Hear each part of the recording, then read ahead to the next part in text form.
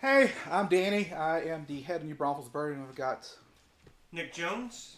Robbie Kirkland. so you see my face on mostly the Facebook group. I'm the one always trying to make you buy stuff, not because I'm trying to buy you stuff, but I don't want to get stuck with having to pay for barrels and all this stuff. So this is kind of our start of some YouTube stuff. We're gonna start doing some content across YouTube, Instagram, and stuff. So kind of tell you a little bit about New Braunfels Bourbon itself. Some of you've been with us since I think January 2021 when we started. Started with myself and like three or four other people that were kind of active in the secondary groups. I think you were active in BISA when I first met Robbie online. He had a honey hole in Seguin. He was like, "Hey man, stop telling people that this exists." And that's how we started talking. It was kind of me, you, Derek, Haley, and a few other people. Kind of started the groups really small, and then it's grown. I think we're now we're in August of 2024. The Facebook group itself is about 1,100 people, give or take 50 people at a time. Instagram, I think we're up to 1,000 followers. We're kind of growing it there. We're still, and then our general kind of going forward goal is always to keep it semi-local. You know, it's we do our events in New Braunfels. We do have a sister group per se called Blue Bonnet Bourbon. I'm originally from the Belleville Brenham area. I started a group there. It's Brenham College Station. That group has about almost 100 people in that. It's only a year old. We started that, I think, last summer as a way to kind of split some barrels between us and them, etc. So a little bit about us. Like I said, that's kind of it. We started as a social group and still a social group. We don't allow selling and trading on the group itself.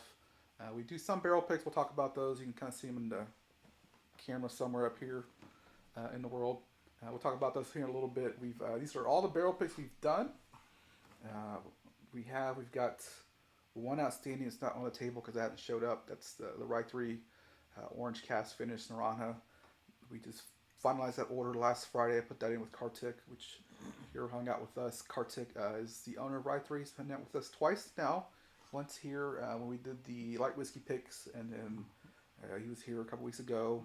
When we did the Naranja pick, he did a tasting with us. He hung out with us at the river. He's a really cool guy. He loves freaking Malort. Loves more. We did Brought 13 bottles. ruin his. Yeah, he 13 bottles for that bottle share. just his whiskey, and then another three Yeah. other runs. So we'll talk a little bit about some of the barrel picks we've done, a little about the history itself. The first pick we ever did was the New Riff. You riff Which we're right here. drinking right now. Yep. The New Riff itself, we did that in, I don't even know what's the date on that, 222. 22222. So we, that one, this is during COVID. They sent us remote samples. I think sent us 3 or 4 samples. We did that at Derek Haley's office over in Creekside. I think at that point in time, and usually the way I do picks is we did a raffle or some kind of just random pulling of names of it, and let some people come in. So usually it's me, Robbie, and Nick are usually on most of them. You partially because you buy a lot of stuff, so the way you do, you support the channel. Usually I'll do random pulls of names, and you've been pulled up a few times. This is me, you, your brother, Randy, Derek. Patch, because I remember Oh, yeah, Patch Mike being the Patch. opposite one. Yeah, he picked number 3. You were number 2. You and your brother number 2, and I think number 1's the one that won. So this is the first one we did. Was we actually went up to Kentucky and picked this one up physically from them because they at that point in time didn't sell in Texas. The first one we did New Riff is because they sell quarter barrels, half barrels, or full barrels. And this opportunity, I think we did almost. We should have bought the full barrel. I think we did. I thought we did buy the whole barrel after all. We left 3 cases. I think 3 or 4 cases behind itself. Anyways, that was I think 30 cases we brought back. We drove up there, drove it back.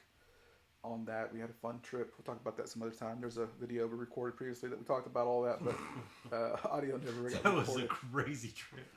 Yeah, Texas Whiskey Crew, thank you very much for losing the audio on that trip. hit the mute on it for us. The second pick we ever did was the Few Spirits. So Michael, which we've done a lot of things with him with tastings. Sirowicki, I think that's how you say his last name. He is with Samson and Surrey. He represents Few, Tequila Widow Ocho, Jane. Widow Jane. He's got Bryn, which is a French malt, and then he's also got Fago Mescal. Hit us up. There's only 2 of those barrels that hit Texas. We got one, and the other one actually went to ACL, Alamo City Liquors down in San Antonio, downtown San Antonio.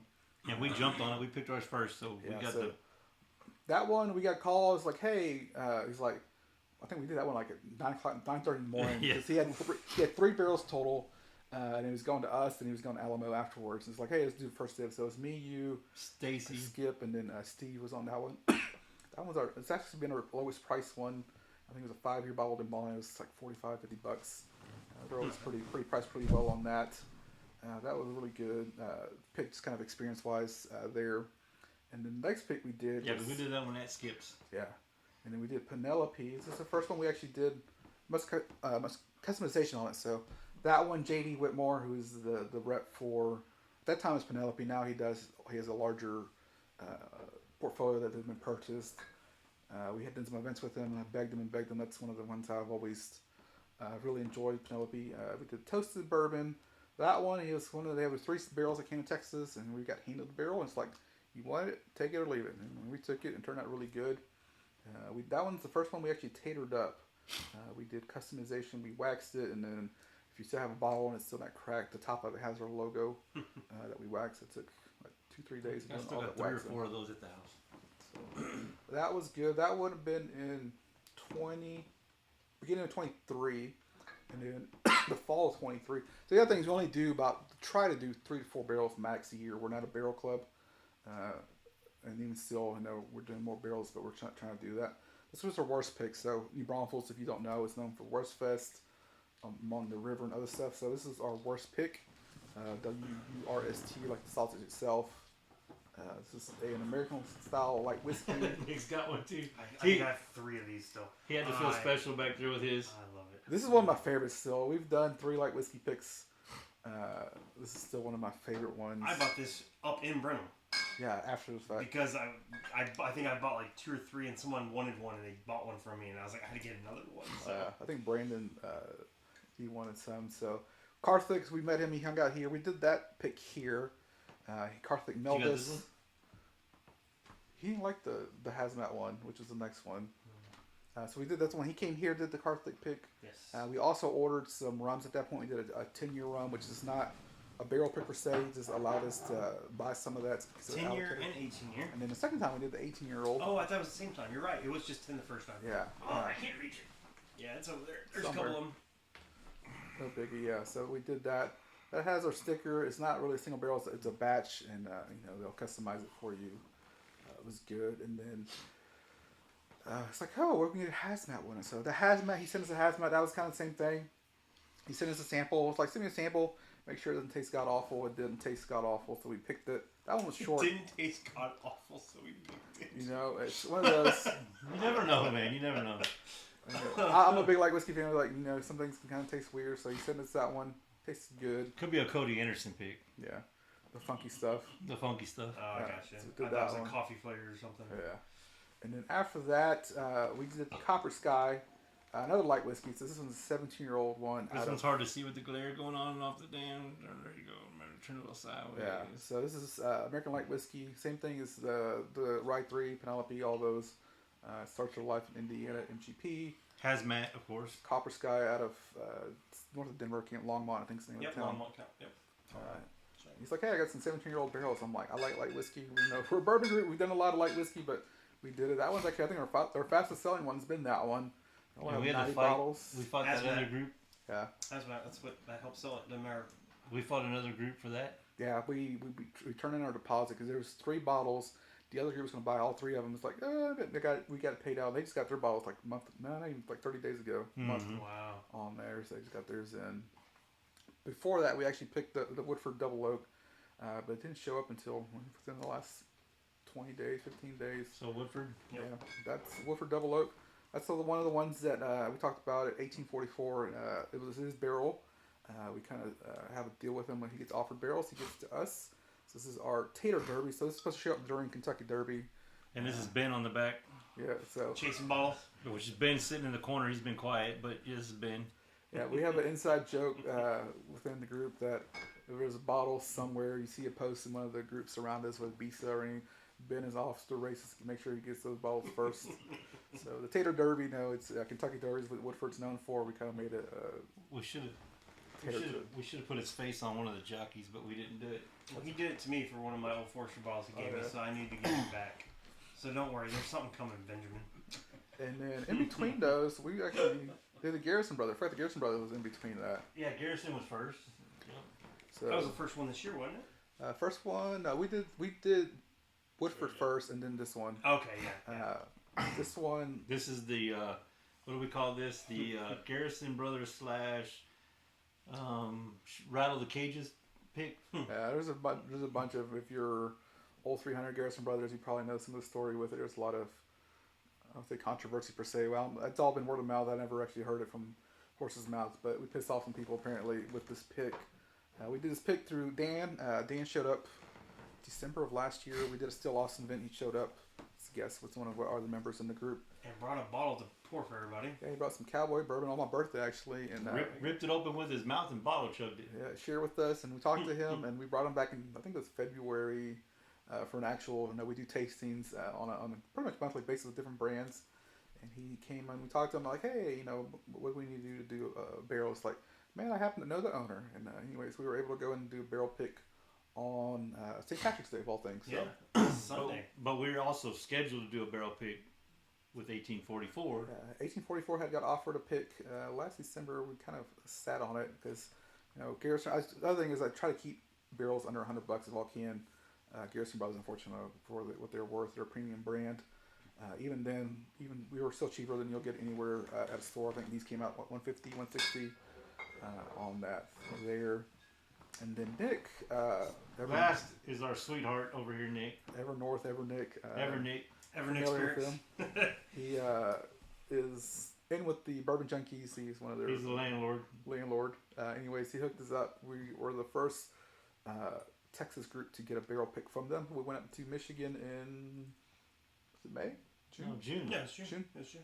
So we went up there, did a barrel pick with them. I think we went through about 6 or 7 different barrels across different brands. Would it be we did a couple ryes. Czech Sagamore, Barton. Yeah. I don't think we did any light whiskey. We didn't do light whiskey because you got too many already. Yeah, and their light whiskey's still kind of young, 6, 7, 8 years old. So we did that pick. That one. It's the first one we done through Bourbon Outfitters online. That one gets shipped to everybody. That's our most recent pick. They actually got delivered. Yeah, and we went up there and did that pick. Yeah, we went on site. It was a good time. Trying to do more on site picks now. It's a matter of some brands allow it, some brands don't allow it. But all the kind of when we first started with the group itself in 21, it was the tail end of COVID, so there's still some travel restrictions. But now it's kind of open on that. We're working on. We are going to Penelope in November. And in November to do another pick. I haven't figured out yet if we're going to do Toasted or Architect. That's what they told us is we're going to expectation you're going to get one of those, but they may or may not pull something out special for us. So we've have a good relationship with JD here in Penelope. Actually talking to Mike, the original owner, Mike Palladini, whatever his last name is. I'm like, hey, we're going to go up there. So we may end up with something better, but expectations go in with this and we may get that. And then I can drop something on you right now that you don't know about. Yeah. What's that? So I'm really good friends with Ron Miles. So Ron is the head guy at Barstow when it comes to doing picks and stuff like that. So he said, just let him know when we want to do one, and he will make sure he gets the stuff that's made for hiring clients to make sure we get a good barrel pick. So we can do a Green River pick. Nice. So that's an option. We can go to Kentucky for that whenever. Yeah. So I'm trying to do more on-site picks just for. Yep. It's a better experience. You get a little bit better choices. Samples are nice to do because you don't have to travel, and it's a lot easier from timing wise, but once you travel and you enjoy it, and you realize I travel. People ask me what I do, and I'm always for work is different for fun. I'm always on the road, always traveling, so I don't mind it. And the other part is I break even on bottles. I don't try to make money on these, so don't usually we'll make sure our basic expenses are covered after that. Most of our bottles are always going to be cheaper than you'll find them in store when we do them. So that's a little bit about our barrel picks here. Like I said, we got Penelope for sure we're doing November. I'm talking to JT Malik from JT Malik, I guess, to do a pick. We can do one this fall. We'll see if we'll take it on. I still need a worst pick for the year. So talk about that, and then talk to Rare Character about a barrel pick them. And as the group continues to grow, we keep doing events with different brands. We've done probably 24, 25 different tastings. The tastings happen usually once a month. Facebook group has them, but think our next one we have is Cody's August 30th, right? Castle and Key. Yeah, it's Tuesday, Thursday. Yeah, it's the end of the month. Yeah. It's on Facebook. They're free. We don't charge for anything. All our events. Only thing we charge for is our Christmas party, and that's because it's catered. And it's burnt bean this year. Yeah, it's catered. It's at the Burnt Bean, which is top 5 in Texas. It's been James Beard nominated. It's won a ton of awards. Multiple times.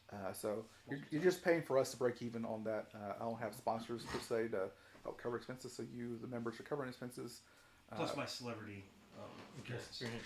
My celebrity appearance. On that. So we're working on that. It's going to be like a 40-person type thing, small, where it's going to be the chefs are going to cater something special to us to make sure that they prepare it with some stuff. We'll figure that out. So talking about that with Ernest, and then we'll get that figured out and announce. Trying to keep that under $50, but it depends on what it is. It's still, if you're been to Burnt Bean, you got to wait in line. There's no line. You kind of walk in and eat some good food. So, is there anything else I'm forgetting?